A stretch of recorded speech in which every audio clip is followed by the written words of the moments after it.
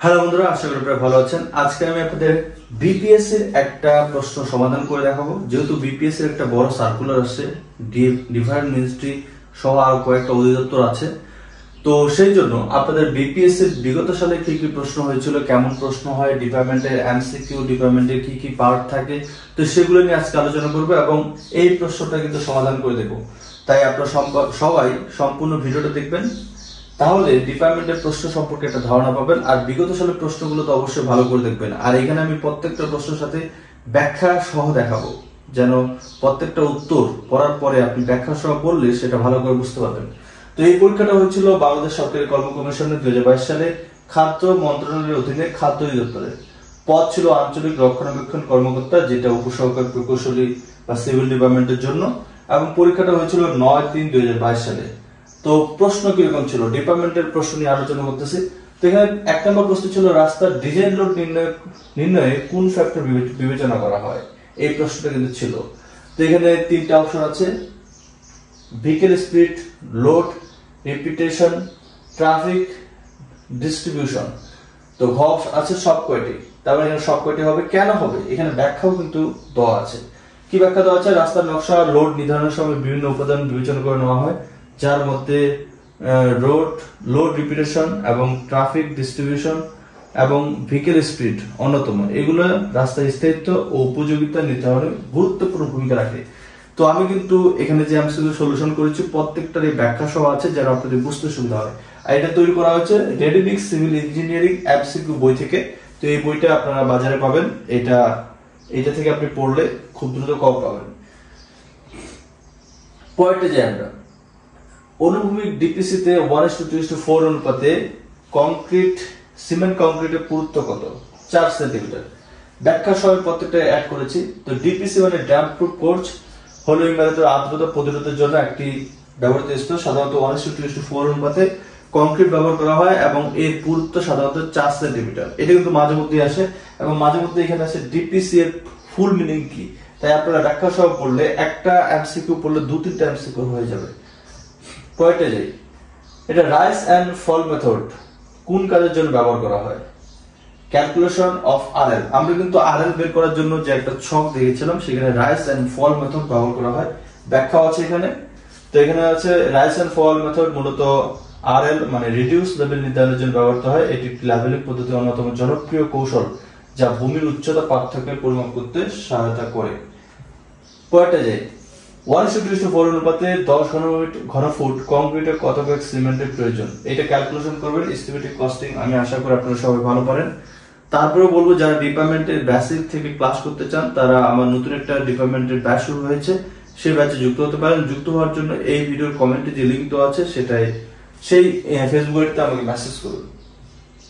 5 নম্বর, পদ্মা সেতুর আপার ডিক এর প্রস্থ কত? এটা সাধারণত 22 মিটার। ঠিক আছে। তো পদ্মা সেতুর উপরের ডেকের প্রস্থ 22 মিটার, যেখানে সড়ক ও রেলপথ সংমিশ্রণ রয়েছে। এটি বাংলাদেশের সবচেয়ে বড় বহুমুখী সেতু।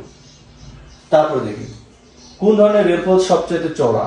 আমরা জানি সাধারণত রেলপথ 4 প্রকারের হয়ে থাকে: broad gauge, meter gauge, narrow gauge এবং স্ট্যান্ডার্ড গেজ। তো এই গেজগুলোর মধ্যে সবচেয়ে বড় হচ্ছে ব্রড গেজ। তার মাপটা কতটুকু? 1676 মিলিমিটার। যদি বলে মিটার গেজের মাপ কতটুকু? মিটার গেজের মাপ সাধারণত 1 মিলিমিটার মানে 100 সেন্টিমিটার হয়ে থাকে। 100। ঠিক আছে। তো এটি ভারত, পাকিস্তান এবং বাংলাদেশের কিছু অঞ্চলে ব্যবহৃত হয়। ব্যাখ্যা সহ পড়লে খুবই ভালো করবেন। আর আমি যে নতুন ব্যাচ শুরু করতেছি সেটা হচ্ছে এই ব্যাচ। তো আপনারা সেই ব্যাচে যুক্ত হতে পারেন। এই ব্যাচে কি কি থাকবে? ডিপার্টমেন্ট একবারে বেসিক থেকে শেষ করা হবে, এটা হচ্ছে মেইন পয়েন্ট। আমরা বেসিক থেকে শেষ করব। আপনি চাকরি প্রিপারেশন নেন, অথবা জব প্রিপারেশন নেন, অথবা আপনি ডুয়েট অ্যাডমিশন নেন, যে কোনো কিছুর জন্য এই ডিপার্টমেন্ট একবার শেষ করবেন, সবকিছু জন্য কাজে লাগবে এবং ভিডিও লাইফ টাইম পর্যন্ত পাবেন। দ্বিতীয় হচ্ছে মেইন বই সহ, আমরা কিন্তু মেইন বই সহ প্রযুক্তি ফাউন্ডেশন আরসিসি, আপনি যে কোনো বই ফলো করতে পারেন। কারণ যেহেতু আমি আপনাকে অধ্যায় ভিত্তিক বুঝাবো, তাই আমি যে অঙ্কগুলো করাবো সেগুলো মেইন বই থেকে নেব। প্রযুক্তি, আরসিসি, ফাউন্ডেশন সবগুলো বই থেকে টাস্ক থাকবে, যেন একটা বই কমপ্লিট করলে মূলত টোটাল টপিকটা আপনার খুব ভালোভাবে কমপ্লিট হয়। তৃতীয় হচ্ছে ক্লাস অনলাইনে হবে, লাইভে হবে, তাই আপনি যে কোনো প্রশ্ন এখানে সরাসরি করতে পারবেন। তারপরটা হচ্ছে ক্লাসের ভিডিও ও প্রয়োজনীয় পিডিএফ দেওয়া হবে। প্রত্যেকটা লাইভ ক্লাসের পরে আপনাকে সাথে সাথে ভিডিও দেওয়া হবে এবং এই ভিডিওগুলো আপনি লাইফ টাইম পর্যন্ত দেখতে পাবেন। 4-5 হচ্ছে ডুয়েল অ্যাডমিশন ও চাকরি প্রস্তুতির জন্য এই কোর্স অবশ্যই করতে পারবেন, একবার 100% কার্যকর। বর্তমান চলমান সার্কুলারগুলোর প্রশ্ন প্যাটার্ন অনুযায়ী আপনাদের পড়ানো হবে। কোর্সের ভিডিও লাইফ টাইম পর্যন্ত দেখার সুযোগ থাকবে এবং আপনারা যারা ফি পে করবেন সম্পূর্ণ ফি এর আপনি চাইলে একবারে পে করতে পারেন অথবা চাইলে 3 ধাপে পে করতে পারেন, ধাপে ধাপে আপনি পে করতে পারবেন। তবে অবশ্যই আপনাকে এটা প্রথমে কিছু পে করে যুক্ত হতে হবে। তো আপনারা যারা এইটা সম্পর্কে ডিটেইলস জানতে চান তারা আমাকে আমার ফেসবুকে মেসেজ দিবেন। তার পরের প্রশ্ন চলে যাই, কাঠের সিজনিং কেন করা হয়? কাঠের সিজনিং করা হয় মূলত সৌন্দর্যের জন্য, শক্ত করার জন্য এবং স্থায়িত্বের জন্য। পুরো 4টা সঠিক। তো এর ব্যাখ্যা সহ দেখে নেবেন, তাহলে আপনাদের আরো বিষয়টা বিস্তারিত ধারণা পাবেন। 8 নাম্বার, ব্রড গেজ লাইনের দুইটা লাইনের মধ্যবর্তী ফেসের দূরত্ব কত? একটু আগে কিন্তু আমরা দেখলাম যে আমাদের সবচেয়ে বড় রেলপথ কোনটা, সেটা ব্রড গেজ। তো এখানে আবার এটাতেই প্রশ্ন আসছিল যে ব্রড গেজের ফেস দূরত্ব কতটুকু, অভ্যন্তরীণ ফেস দূরত্ব এখানে কতটুকু? 1676 মিলিমিটার। দেখুন আগেরটা যদি আপনি ব্যাখ্যা পড়েছেন যারা, তারা এটা কিন্তু এমনিতে পেয়ে যাবেন। যদি আপনার ফিটে বলেন তাহলে এখানে দেওয়া আছে 5 ফিট 6 ইঞ্চি। যদি আরপিএস এককে বলে, ঠিক আছে, আমরা তো এটা এমকেএস একক মিলিমিটার দেখলাম, যদি আরপিএস এককে বলে তাহলে এটা অবশ্যই মনে রাখবেন। 9 নম্বর, নিচের কোন ধরনের সয়েলের প্লাস্টিসিটির মান 0? কোন ধরনের সয়েলের প্লাস্টিসিটির মান 0? স্যান্ড। এখানে দেওয়া আছে প্লাস্টিসিটি হলো মাটির আকৃতি পরিবর্তন করার ক্ষমতা এবং পুনরায় তা ধরে রাখার ক্ষমতা। স্যান্ড বা বালির মধ্যে কোনো রকম প্লাস্টিসিটি নেই, কারণ এটি কোহেশনলেস সয়েল এবং পানি শোষণ করে না। ব্যাখ্যা সহ করবে তাহলে খুব ভালো করে একটা এমসিকিউ জানতে পারবে। হিউম্যান ট্রাফিক বলতে কি বোঝানো হয়েছে? এটা এই প্রশ্নটাই কিন্তু আসছিল এই কিছুদিন আগে আপনাদের যে এমইএস পরীক্ষা হলো, এই প্রশ্নটাই আসছিল। তাই হিউম্যান ট্রাফিক বলতে কি বোঝায়? হিউম্যান ট্রাফিক বলতে দাবি আদায়ে দলবদ্ধভাবে রাস্তা আটকানো, ঠিক আছে, এইটাই কিন্তু আসলে। এই জন্য বলি প্রিভিয়াস সালের প্রশ্নগুলো ব্যাখ্যা সহ ভালো করে পড়বেন, এখান থেকে অনেক প্রশ্ন আপনার হুবহু কমন চলে আসবে। তো ব্যাখ্যা সহ করবে যে হিউম্যান ট্রাফিক বলতে সাধারণত রাজনৈতিক বা সামাজিক দাবি আদায়ের জন্য দলবদ্ধভাবে রাস্তা আটকানোর কর্মসূচি বোঝানো হয়, যা অনেক সময় প্রতিবাদ বা অবরোধের অংশ হতে পারে। পরে দেখুন, রাস্তা নির্মাণের সাব বেস কোর্স নিচে কোনটির উপর বসানো হয়? এটা কি সাবগ্রেড। সাবগ্রেডের উপরে সাধারণত সাব বেস কোর্স বসানো হয়। তো এইটাও কিন্তু এমএস এ আসছিল, এমএস এই টাইপের একটা প্রশ্ন আসছিল, এটা না একবার এই টাইপের। এই জন্য দেখেন যে ব্যাখ্যা সহ পড়লে আপনারা কিন্তু প্রশ্ন কমন পেয়ে যান। আচ্ছা, স্যাম্পল কেন করা হয়? স্যাম্পল সাধারণত ভার্টিক্যাল লোড নেওয়ার জন্য করা হয়। স্যাম্পল পদ্ধতি মূলত ভার্টিক্যাল লোড সহ করার জন্য ব্যবহার করা হয়। এটি মাটির ধারণ ক্ষমতা বাড়াতে সাহায্য করে এবং সেটেলমেন্ট কমায়। ঠিক আছে, ব্যাখ্যা সহ পড়বেন, খুবই ইম্পর্টেন্ট। এই আমি প্রত্যেকটা এমসিকিউ থেকে ব্যাখ্যা সহ অ্যাড করার চেষ্টা করেছি যেন আপনারা এটা পড়ে ভালো করে বুঝতে পারেন এবং মাথায় রাখতে পারেন। পরটা হচ্ছে শেয়ার ফোর্স ডায়াগ্রামে লাইনার হলো মোমেন্ট ডায়াগ্রামে কি হবে? আচ্ছা, শেয়ার ফোর্স ডায়াগ্রামে যদি লাইনার হয়, মোমেন্ট ডায়াগ্রামে কি হবে? ফার্স্ট অর্ডার প্যারাবোলিক বা প্যারাবোলা। শেয়ার ফোর্স ডায়াগ্রামে যদি লাইনার হয় তাহলে মোমেন্ট ডায়াগ্রামে হবে ফার্স্ট অর্ডার প্যারাবোলা, কারণ মোমেন্ট হলো শেয়ার ফোর্সের সমকলন বা ইন্টিগ্রেশন। ওকে, আমরা পয়েন্টে যাই। পয়েন্টটা হচ্ছে কংক্রিট ও ওয়াটার সিমেন্ট রেশিও এত হলে 100 ব্যাগ সিমেন্টের জন্য কতটুকু পানি প্রয়োজন? তাহলে এটা এই সূত্র ফেলে দিবেন, W/C = মানে water ratio cement, water by ratio সূত্র, এটা হবে পানি, এখানে সিমেন্ট। এগুলো আশা করি আপনারা সবাই পারেন। এইখানে জাস্ট মান বসিয়ে দিবেন, মান বসিয়ে দিলে আপনি পেয়ে যাবেন কতটুকু আসবে, 250 লিটার। খুব সহজ। আচ্ছা, পয়েন্টে যাই। পয়েন্ট হচ্ছে রোডের সুপার এলিভেশনের কোন প্যারামিটারের সাথে বিপরীত অনুপাতে কাজ করে? রোডের সুপার এলিভেশন মানে কি? সাধারণত রাস্তার যেখানে বাঁক নেয় সেখানে ভিতরের তুলনায় বাইরের দিকে পার্শ্বটা একটু উঁচু করে রাখা হয়, সেটাকে সুপার এলিভেশন বলে। এখানে হচ্ছে সুপার এলিভেশনের কোনটির সাথে বিপরীত অনুপাতে কাজ করে? Radius of the curve. Radius of the curve, আপনার যত রেডিয়াস কম হবে তত সুপার এলিভেশন বেশি হবে, যত রেডিয়াস বেশি হবে তত সুপার এলিভেশন কম হবে। এটাই মূলত বিপরীত। তো এখানে হচ্ছে কোন প্যারামিটারটা বিপরীত অনুপাতে কাজ করে, এই জন্য রেডিয়াস অফ দ্য কার্ভ। এর পাশাপাশি ব্যাখ্যাটা ভালো করে পড়ে নেবেন, তাহলে আরো বিস্তারিত জানতে পারবেন। 16 নম্বরে সিমেন্টের জমাটবদ্ধ করার স্তরের উচ্চতা নিচে কোনটি পরিমাপের অধিক হওয়া উচিত নয়? এর মধ্যে 10 ব্যাগ। তার মানে আপনি যদি সিমেন্ট জমাটবদ্ধ করেন মানে রাখেন, এখানে বলতে বোঝাচ্ছে একটা সিমেন্টের বস্তা যদি একটা সিমেন্টের বস্তা রাখেন, এভাবে কয় বস্তা রাখা যায়? 10 বস্তা। এখানে হচ্ছে সাধারণত সিমেন্ট দীর্ঘ সময় সংরক্ষণ করলে জমাটবদ্ধতা হয়ে যেতে পারে, এই জন্য সাধারণত 10 ব্যাগের বেশি স্তরে সিমেন্ট রাখা উচিত নয়, যাতে নিচের ব্যাগগুলো গুণগত মান নষ্ট না হয়। ঠিক আছে, পরেরটা যে 17 নম্বর প্রশ্ন হচ্ছে 10 মিনিটের সিম্পল সাপোর্টেড বিমে ঠিক মাঝখানে একটি 10 কিলোমিটার কনসেন্ট্রেট লোড প্রয়োগ করা হলে সর্বোচ্চ বেন্ডিং মোমেন্ট কতটুকু হবে? সর্বোচ্চ বেন্ডিং মোমেন্ট কতটুকু হবে? 25 কিলোনিউটন পার মিটার। এটা যেহেতু সিম্পল সাপোর্টেড বিম বলছে এবং কনসেন্ট্রেট লোড বলছে, তাহলে বেন্ডিং মোমেন্ট সূত্র কি? PL/4। তার মাঝখানে সর্বোচ্চ বেন্ডিং মোমেন্ট সূত্র হচ্ছে PL/4। এই সূত্র অ্যাপ্লাই করলে আপনি পেয়ে যাবেন অ্যান্সার কতটুকু হবে? 25 কিলোমিটার পার মিটার। ঠিক আছে, যারা ডিপার্টমেন্ট ম্যাথে ভালো তারা কিন্তু ম্যাথমেটিক্যাল সবগুলো এমসিকিউ পেরে যাবেন। এই জন্য বলি যারা ডিপার্টমেন্টে দুর্বল আগে ম্যাথমেটিক্যাল একটা কোর্স করে ফেলেন। তো তারপর দেখুন, এই যে আমি একটি ওয়েবসাইটটা সম্পর্কে বলি, ক্লাসের মাঝখানে আরো এমসিকিউ আছে, এরপর ধারাবাহিকভাবে যাচ্ছি।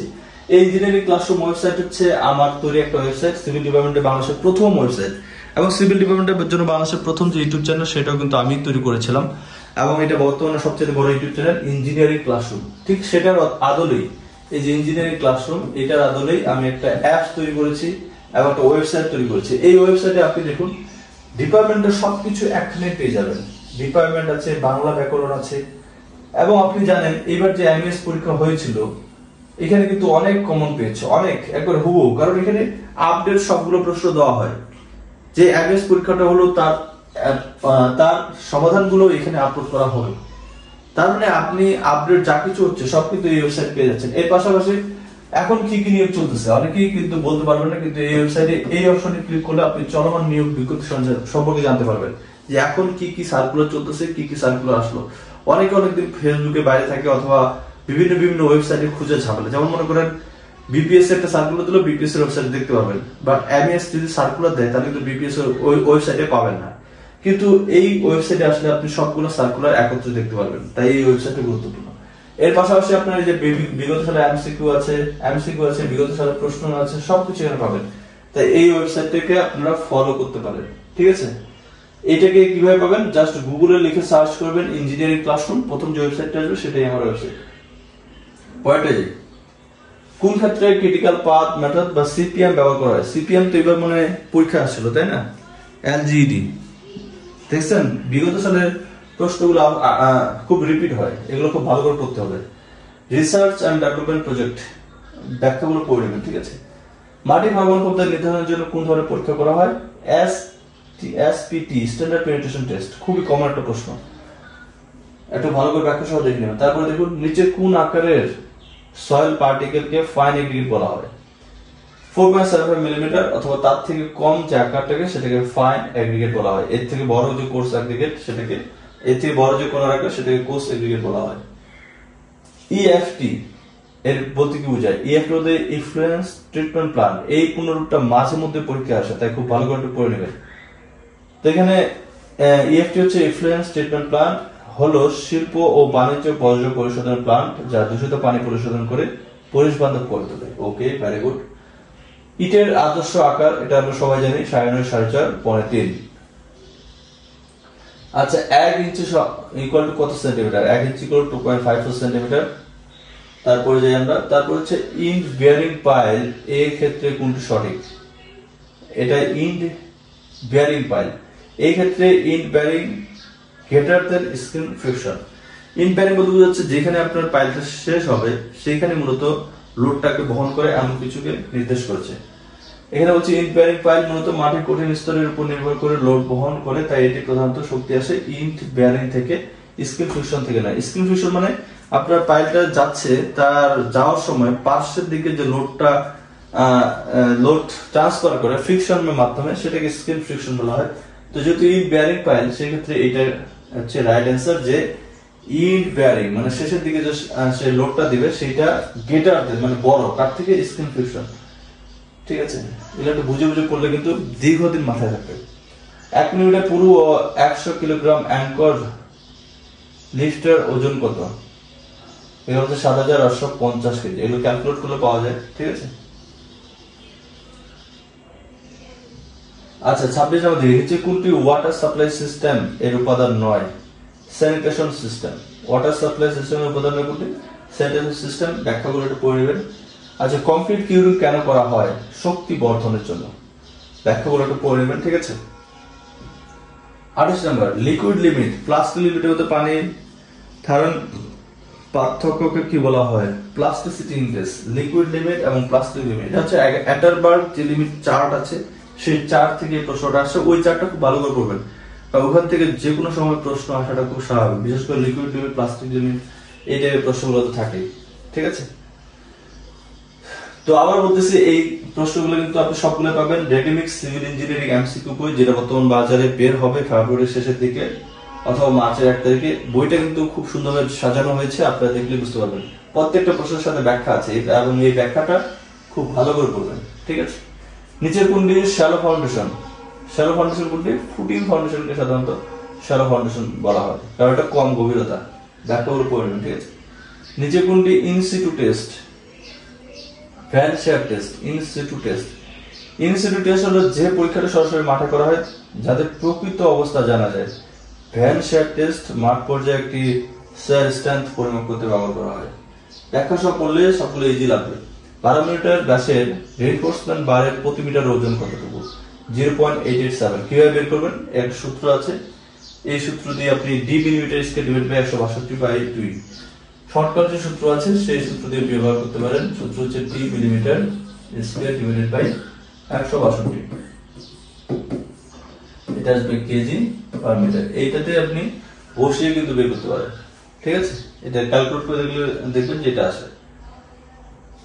তারপর দেখবেন M35 গ্রেডিং এর জন্য কংক্রিটে ওয়াটার সিমেন্ট রেশিওর আদর্শ মান কত? 45%। M35 যেহেতু গ্রেডিং এর কথা বলা আছে M35 সেটা কতটুকু হবে? 45%। পয়েন্টে যে ওয়েব রিইনফোর্সমেন্ট ছাড়া একটি বিমের ব্যবহৃত কংক্রিটের অ্যালাউয়েবল শিয়ার স্ট্রেংথ কতটুকু? ওয়েব রিইনফোর্সমেন্ট ছাড়া কিন্তু বলছে এখানে 1.1 রুট এফ প্রাইম সি। এটা মনে রাখবেন। এটা কি এবার এমএসএ আসলো নাকি এরকম মনে হচ্ছে। যাই দেখছেন বিগত সালের প্রশ্নগুলো এই জন্য খুব ভালো করে পড়বেন, দেখবেন যে এগুলো থেকে হুবহু কিছু কিছু প্রশ্ন আপনি কমন পেয়ে যাবেন। আচ্ছা 1 ঘনমিটারে কত ঘন ফুট? এটা একটু বানান ভুল হয়েছে, এটা হবে ঘন ফুট। ঘন ফুট কত ঘন ফুটের সমান? 1 ঘনমিটার 35.315 ঘন ফুট। এগুলো একক কনভার্সন যারা ভালো করেন খুব সহজ, এগুলো খুব কঠিন না। পড়তে যে বাংলাদেশের জন্য পানির গ্রহণযোগ্য আর্সেনিকের সর্বোচ্চ মান কত? এইটাও কিন্তু এবার এমএস পরীক্ষা চলে আসছে। আপনারা যে এমএস পরীক্ষা দিলেন সেখানে যে ডিপার্টমেন্ট 50টা প্রশ্ন ছিল, দেখলেন যে বেশিরভাগই অনেকগুলো প্রশ্ন কিন্তু বেশিরভাগ না অনেকগুলো প্রশ্ন আমরা এই সাল থেকে চলে আসছিল। তো এখানে কতটুকু? 0.05 বাংলাদেশের সর্বোচ্চ গ্রহণযোগ্য আর্সেনিকের মাত্রা।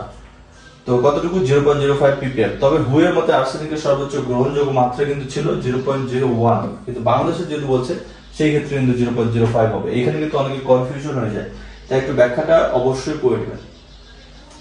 মাটি কনভেকশন কেন করা হয়? মাটির ভারবহন ক্ষমতা বৃদ্ধির জন্য। ওকে। ক্যালিফোর্নিয়া ব্যারিং রেশিও যেটাকে সিবিআর বলে টেস্ট কি পরীক্ষার কাজে ব্যবহার করা হয়? রাস্তার ক্ষেত্রে।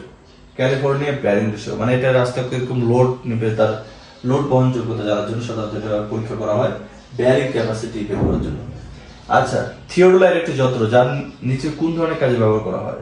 এটা হচ্ছে measurement both horizontal and vertical angle, ঠিক আছে। এগুলো ব্যাখ্যা সব পড়বেন, কারণ ব্যাখ্যা পড়লে আপনার একটা জিনিস খুব ভালোভাবে মাথায় ঢুকে যাবে, তাহলে আর মুখস্থ জিনিসটাকে আপনার পিছনে ছুটতে হবে না। ব্যাখ্যা যদি আপনার ভালো জানা থাকে দেখবেন যে ইজিলি আপনি সবকিছু পেয়ে যাচ্ছেন। তবে রাস্তার বাঁকে ক্যাম্বার কেন প্রদান করা হয়? পানি নিষ্কাশনের জন্য। তো ক্যাম্বারিং হলো রাস্তার কেন্দ্র থেকে দুই পাশে ঢাল দেওয়া হয় যাতে বৃষ্টি পানি সহজে নিষ্কাশিত হয় এবং রাস্তার উপরে পানি জমতে না পারে। এটি রাস্তার স্থায়িত্ব রক্ষণাবেক্ষণ ও দুর্ঘটনা ঘটাতে সহায়তা করে। তো দেখুন ক্যাম্বার জিনিসটা কিন্তু আমরা এমনিতে বুঝবো না, অনেকেই বুঝে না, কিন্তু যখন আপনি ব্যাখ্যাটা করবেন তখন এইটা একবার মাথায় গেঁথে যাবে যে ক্যাম্বার কি। ক্যাম্বার মানে রাস্তার যে দুই পাশে ঢাল প্রয়োগ করা হয়। রাস্তা থেকে দেখবেন রাস্তার মাঝ পয়েন্ট উঁচু থাকে এবং আস্তে আস্তে দুই সাইডে স্লপিং আকারে থাকে। কেন? কারণ যেন এখানে বৃষ্টির পানি জমতে না পারে, কারণ রাস্তার শত্রু হচ্ছে বৃষ্টির পানি। রাস্তায় যদি আপনার জল লেগে থাকে তাহলে সেই রাস্তা খুব দ্রুত নষ্ট হয়ে যায়। 40 হচ্ছে ভবনের কাঠামোতে কংক্রিট প্রধানত কি ধরনের চাপ বহন করে? কম্প্রেশন। আমরা জানি কংক্রিট সবসময় কম্প্রেশন চাপ নিয়ে কাজ করে। টেনশন শুধু মূলত স্টিল বা রডের উপরে পড়ে। কংক্রিট মানে কম্প্রেশন চাপ। এটা হচ্ছে 40 নম্বর। তো আপনারা জানেন বিপিএসসি পরীক্ষাগুলো এমসিকিউ সাধারণত 40টা থাকে, ডিপার্টমেন্টের এমসিকিউ। এই হলো 40টা এমসিকিউ, ঠিক আছে। এটা হচ্ছে 2022 সালে যেটা আসছিল। তো আপনাদের আবার বলি যে আপনারা যারা আমার ডিপার্টমেন্ট ব্যাচে যুক্ত হতে চান তারা কিন্তু আমাকে দ্রুত ইনবক্সে মেসেজ করবেন। এই জিনিসগুলো দেখুন, আপনি যদি ডিপার্টমেন্ট এখানে ভালোভাবে কমপ্লিট করতে পারেন তাহলে আমি আশা করবো ডিপার্টমেন্টে আপনার ল্যাগেজ থাকবে না। আমার দীর্ঘদিনের অভিজ্ঞতা থেকে বলছি, যদি আপনি বেসিক থেকে ডিপার্টমেন্ট একবার কমপ্লিট করেন, আপনার এমসিকিউ দেখবেন যতগুলো ম্যাথ টাইপের এমসিকিউ আছে, আপনি ডিপার্টমেন্ট ভালো করে কমপ্লিট করলে ওগুলো এমনিতেই হয়ে যাবে। ওগুলো মুখস্থ রাখার কোনো কিছুই না। ডিপার্টমেন্টে ম্যাথ টাইপের এমসিকিউ 40টার মধ্যে 7টা থেকে 8টা থাকে। আপনি যদি ডিপার্টমেন্ট ম্যাথ ভালো করে পারেন, ওই 7-8টা এমসিকিউ আপনার একবারে ইজি, আপনাকে মানে প্রবলেমে পড়তে হবে না। এর পাশাপাশি তো আপনি লাইভ ক্লাস পাবেন, ভিডিও রেকর্ডিং পাবেন। লাইভে একবার এটা কমপ্লিট করলে আমার মনে হয় ডিপার্টমেন্টের ম্যাথ টাইপের আপনার আর কোনো সমস্যা হবে না। তো ঠিক আছে, আজকে এই পর্যন্তই। যারা এই প্রশ্নগুলো দেখেছেন একটু ভালো করে পড়বেন, বিশেষ করে ব্যাখ্যা সহ পড়বেন। এবং আমার যে বই আসছে রেডিমিক সিভিল ইঞ্জিনিয়ারিং এমসিকিউ বই, এটা কিছুদিনের মধ্যে এই মাসের শেষে অথবা পরের মাসের শুরুতেই লাইব্রেরিতে পেয়ে যাবেন। এই বইটার জন্যই মূলত এটা আমি সমাধান করেছি এবং আপনাদের ভিডিও বানিয়ে দিলাম, ঠিক আছে। যেহেতু এই বইটাই আসবে, তো আপনারা যারা এই বইটা নেবেন এগুলো সবগুলো পেয়ে যাবেন, ব্যাখ্যা সহ পেয়ে যাবেন, ঠিক আছে। আর অবশ্যই এগুলো বিগত সালের প্রশ্নগুলো খুব ভালো করে পড়বেন, এগুলো থেকে কিন্তু হুবহু কিছু কিছু প্রশ্ন চলে আসবে। আর যারা আমার কাছে ডিপার্টমেন্ট অথবা নন ডিপার্টমেন্ট লাইভে ক্লাস করতে চান তারা আমার ফেসবুক আইডি নিচে দেওয়া আছে হিমালয় সেন, এই ফেসবুক আইডিতে মেসেজ দিবেন। তো সবাই ভালো থাকবেন, গুড বাই।